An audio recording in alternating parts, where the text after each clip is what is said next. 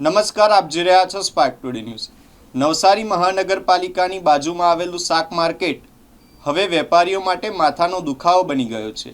કેટલા વર્ષોથી આ સમસ્યા ચાલી આવે છે। એક જ કલાકના વરસાદમાં આખું શાક માર્કેટ પાણીમાં ગરકાવ થઈ ગયું છે। આ સમસ્યા ઘણા વર્ષોથી ચાલી આવી છે, જેનું કોઈ નિવારણ થઈ શક્યું નથી।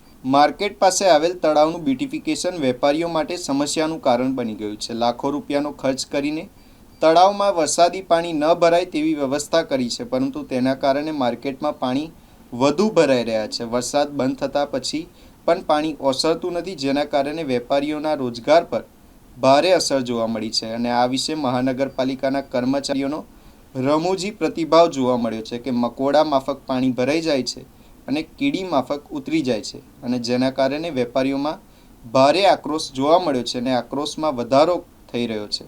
નવસારી નગરપાલિકાને મહાનગરપાલિકાનો દરજ્જો મળ્યા બાદ નાગરિકોની અપેક્ષાઓ વધી હતી, પરંતુ આવી સમસ્યાઓ સામેની ધીમી કામગીરીથી વેપારીઓ અને સ્થાનિકોમાં અસંતોષ ફેલાયો છે। તેઓ હવે કાયમી ઉકેલની માંગણી કરી રહ્યા છે, જેથી ચોમાસામાં પણ તેઓ નિરાંતે વેપાર કરી શકે। આ નવસારી મહાનગરપાલિકા બન્યું અમને બહુ ગર્વની વાત છે। બહુ એટલે કે બહુ જ ગર્વની વાત છે। આ વસ્તુ ડેવલપમેન્ટ થતું છે, આપણા નવા કમિશનરજી આવ્યા એના પછી બધું બનતું છે, અમને બહુ ખુશી છે। મતલબમાં વસ્તુ એવી છે કે આ શોપિંગ સેન્ટરના પછાડીના ભાગે દર વર્ષની જેમ પાણી ભરાવાનો પ્રશ્ન છે, એનો કોઈ ઉકેલ નથી।